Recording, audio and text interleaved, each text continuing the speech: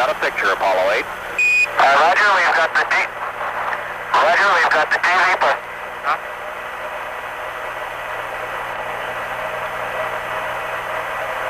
Jeff, come on. How's the picture look, Houston? Loud and clear. The TV look okay? That's very good.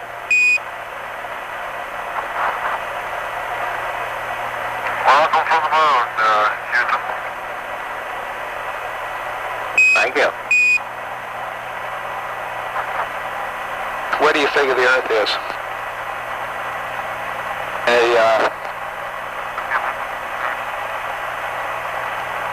You're talking about the one right in the center of the picture there?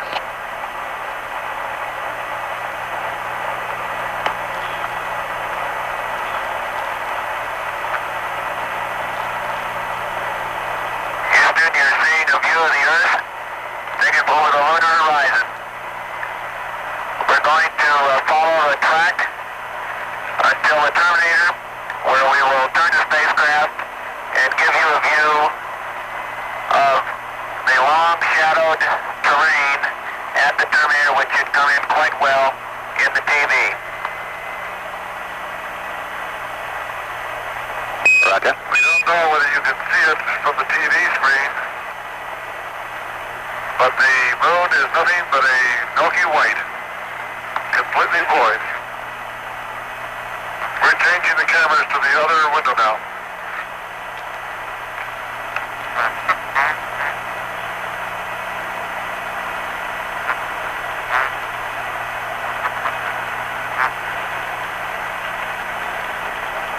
This is Apollo 8 coming to you live from the moon.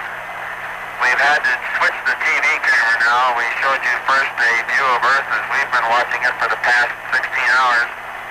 Now we're switching so that we can show you the moon that we've been flying over at 60 miles altitude for the last 16 hours. Bill Anders, Jim Lovell, and myself have spent the day before Christmas up here doing experiments, taking pictures, and firing our spacecraft engines to maneuver around. What we'll do now is follow the trail that we've been following all day and take you on through to a lunar sunset.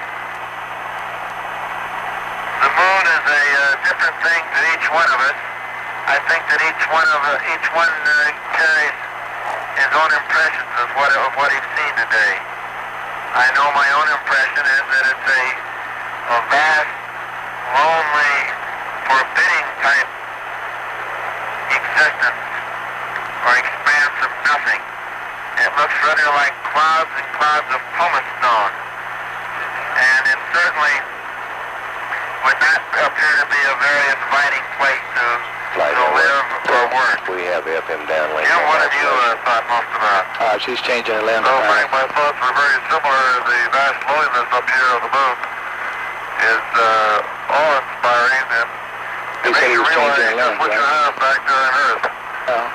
The Earth from here is a grand oasis in the big vastness of space. Network flight. Be sure they keep passing the signal even though there's no modulation on I it. think they've already been instructed to do a flight. The lunar sunrise and sunset.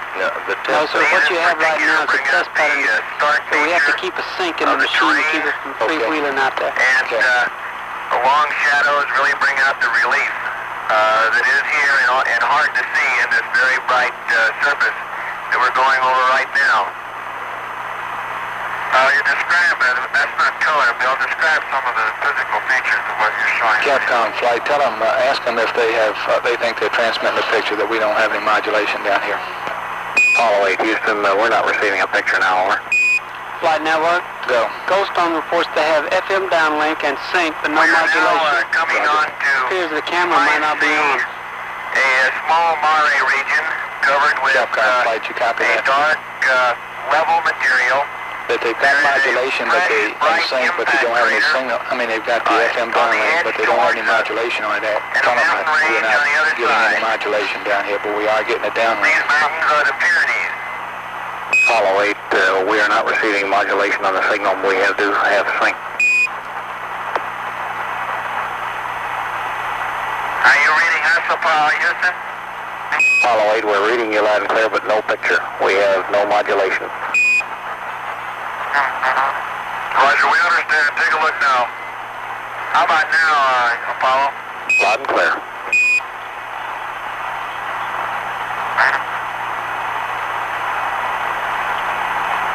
Good picture.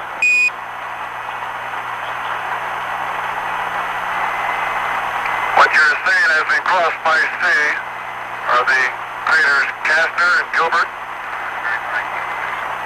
And what we've noticed especially that you cannot see from the Earth are these small, bright impact craters that dominate the lunar surface.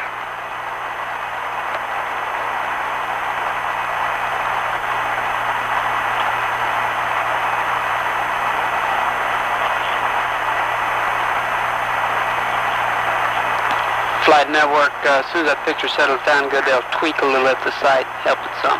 Roger. The horizon here is very, very stark. The sky is pitch black and the Earth, or the moon rather, excuse me, is quite light. And the contrast between the sky and the moon is a vivid dark line. Coming into view of the camera now are some interesting old double ring craters. Some interesting features that are quite common in the Mare region and have been filled by some material, same consistency of the Mare and same color. Here are 3 or 4 of these interesting features. Further on the horizon you see the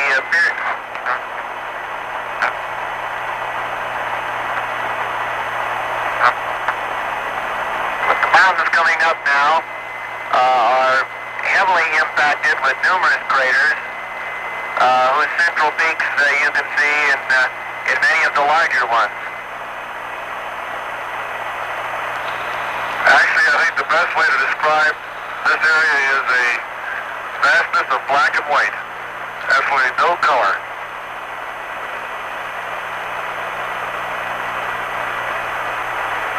The sky up here is also a rather forbidding, foreboding expanse of blackness with no stars visible when we're flying over the moon in daylight.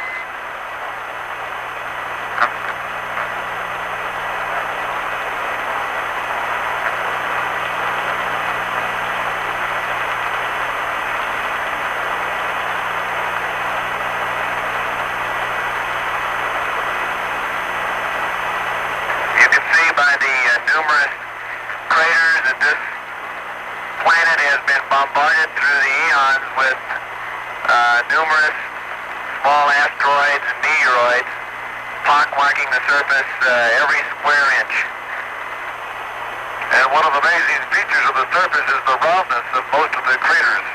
Most of them have a round. What they're telling me down here is that this is the same as this morning, where it'll get better as we get down to where the light level is less. We think they've got the max filters on it now. That's what all we can do. And eventually they get eroded down by the constant bombardment of small meteorites. Ecom, GNC, what do your systems look like? Flight Ecom, we're looking real good. Okay. Flight guys. Bill. Yeah, we can send him his loads anytime. How's the picture now? No bit rate or however, whatever's non-interference basis. Maybe we can wait. Our picture is loud and clear, and the picture looks real fine. System look good, fine. Roger. Thank you. Can you see the 2 large craters to the just to the right of our track, Houston?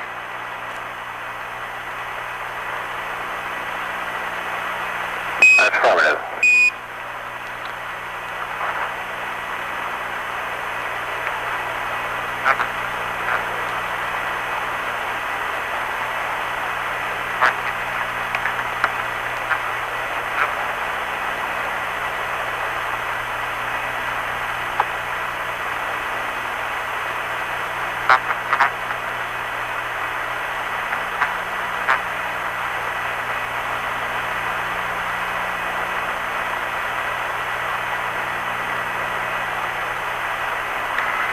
Very bright features you see are the new impact craters, and the Lunar crater has been on the surface of the moon, the more mottled and subdued it becomes.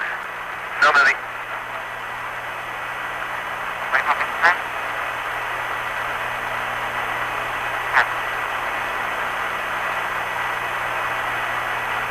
Capcom telling we've temporarily lost him, apparently. His commentary, that is. Apollo 8, we've apparently lost your voice. The picture is still good. Roger. We're back now. Houston, we're passing over an area that's just to the east of Spice C now, and checking our charts. Spice C is coming up in a few minutes. Guidance flight. Roger. Does he need to monitor the your uplink or not? Negative flight. Poo and accepts all. Okay. Capcom flight, ask him to go to Poo and accept, please. Yes, if he doesn't mind, we'll uplink him. If he wants us to wait, we'll wait. But we are ready now if he is. Apollo 8, if you go to Poo and accept while we'll uplink some information. And that's a LEM state factor.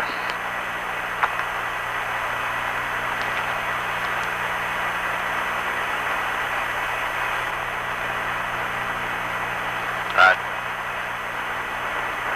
Flight network. Go. The TV experts at sites report that white is kind of tearing them up a little bit. They want to know if we can get some kind of filter on front of the lens. Listen, negative. We are now coming up towards the terminator, and I hope that soon we'll be able to show you the It'll get better that way if we keep contrast of going. light as we go into the darkness.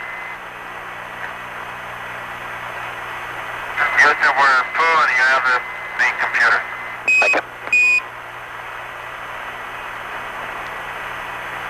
Guidance flight, go ahead with the Roger, we uplink. got it. Thank you.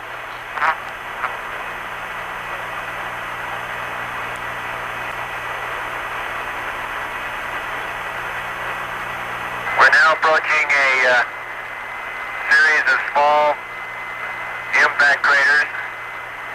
There is a dark area between us and them, which could possibly be a old lava flow.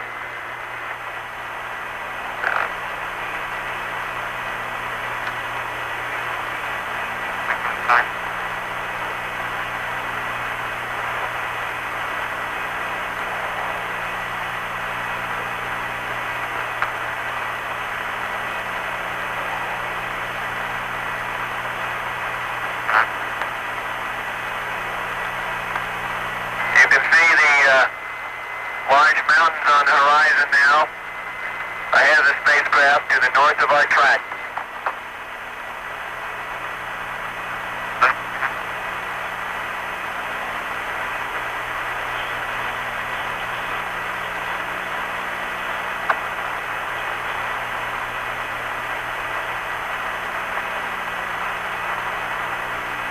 The intensity of the sun's reflection in this area makes it difficult for us to distinguish the features we see on the surface, and I suppose even harder on the television. But as we approach the terminator and the shadows become longer, you'll see a marked change.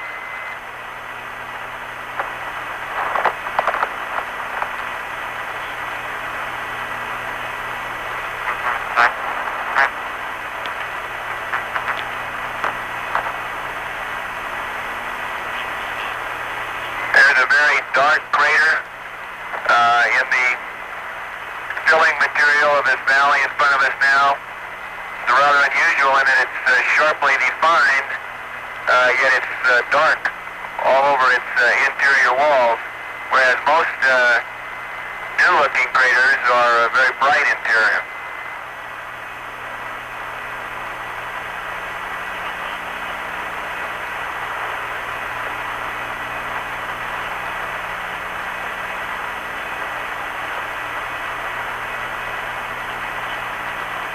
Small impact crater in front of us now in the little mare, well defined, quite new, and another one approaching.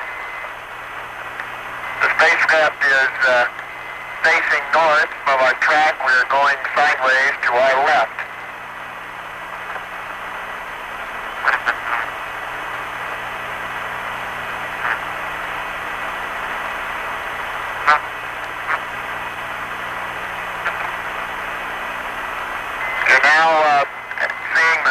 Crises coming over the horizon.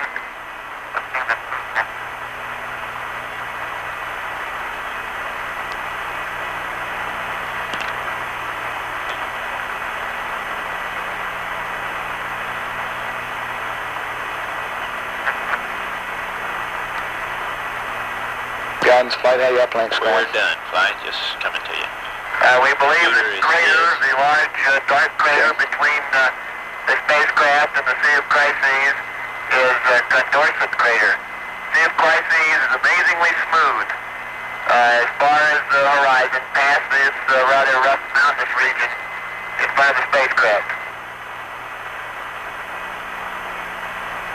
Capcom flight, we've through the uplink computers his. Main thing I want to do is go back to block. Apollo 8, we're through the computer if you go back to block, and it looks like we're getting a lot of reflection off your window now.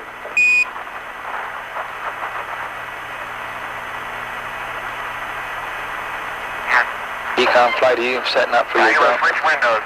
You still got some minutes yet? Roger, flight. We're standing by. Okay. You still go on your systems? We're looking good, flight. Flight retro. Go.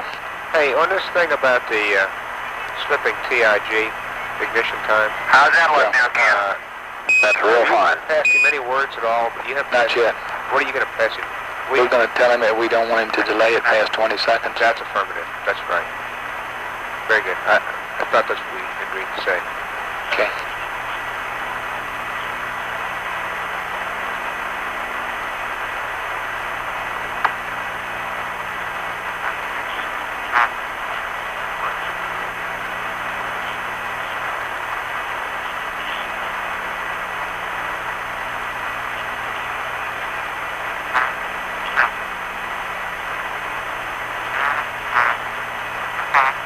Guidance flight is in block. Affirmative, flight. Thank you. Apollo 8, can you tell us which window you're looking out? And there's a large crater that looks like it's sticking up in the upper right-hand corner of our picture. Do you identify that one?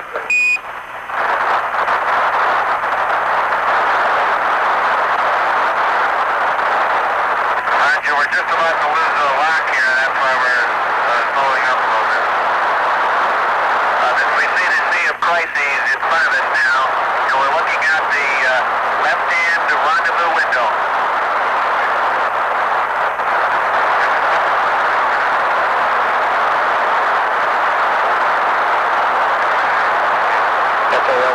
FAO flight, you got some words on which way to turn, or does he already know all that, do you think? I don't know.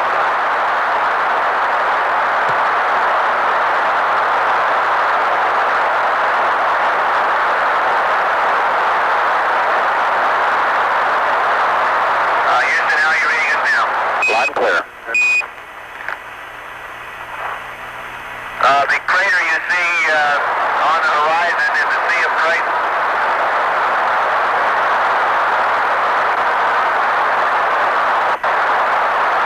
How are you reading us, Houston?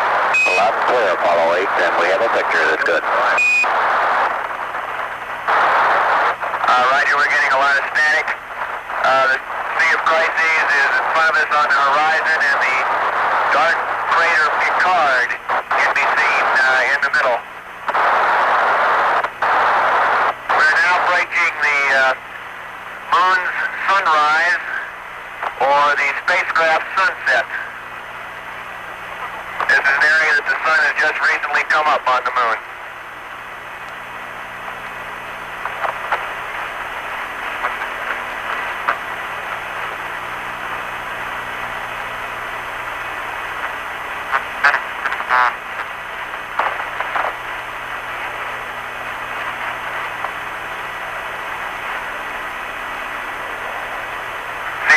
We're over now as a model look about it, but not very heavily cratered, so it must be relatively new.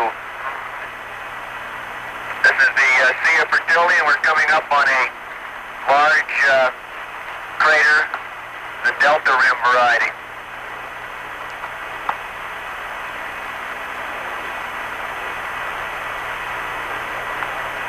Has a strange circular cracks patterned around the middle of it.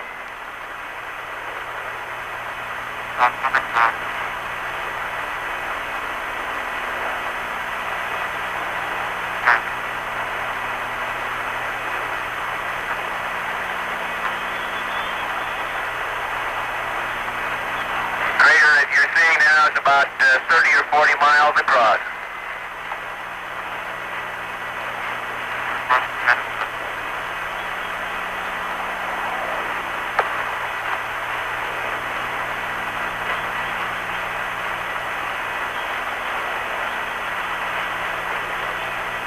How's your picture quality, Houston? This is phenomenal. There's an interesting rill directly in front of the spacecraft now. Running along the edge of a small mountain. Rather sinuous shape with right angle turns.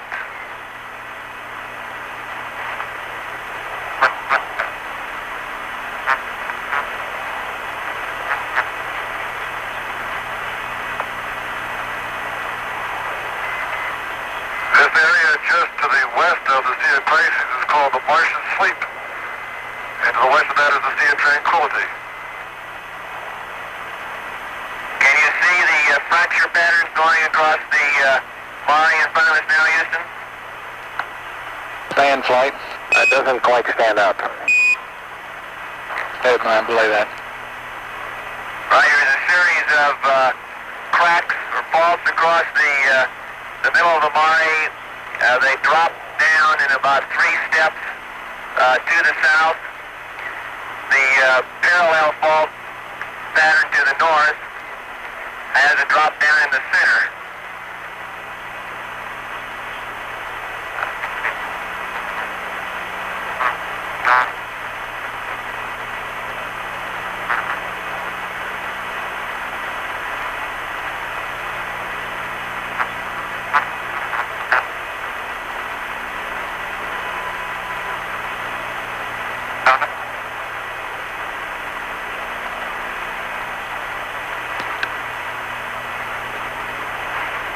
I hope that all of you back on Earth can see what we mean when we say it's a rather foreboding horizon, a rather dark and unappetizing looking place.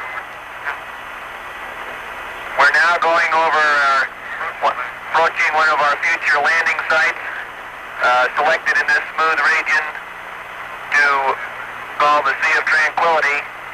Smooth in order to make it easy for the initial landing attempts in order to preclude having to dodge mountains. Now you can see the long shadows of the lunar sunrise.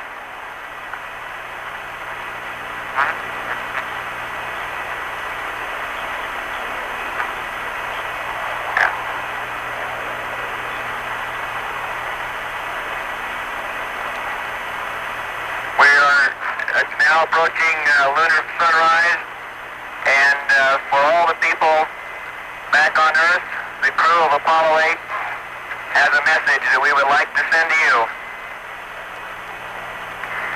In the beginning, God created the heaven and the earth, and the earth was without form and void, and darkness was upon the face of the deep. And the Spirit of God moved upon the face of the waters. And God said, "Let there be light." And there was light. And God saw the light, that it was good. And God divided the light from the darkness.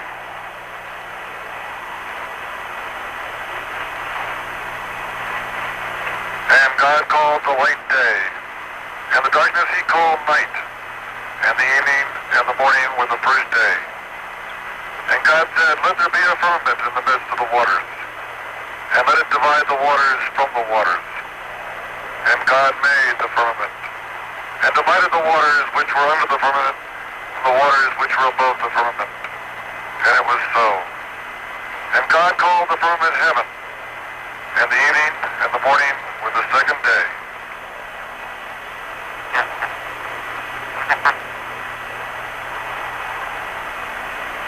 And God said, "Let the waters under the heaven be gathered together into one place, and let the dry land appear, and it was so. And God called the dry land earth, and the gathering together of the waters called he seas. And God saw that it was good. And from the crew of Apollo 8, we close with good night, good luck, a Merry Christmas, and God bless all of you on the good earth.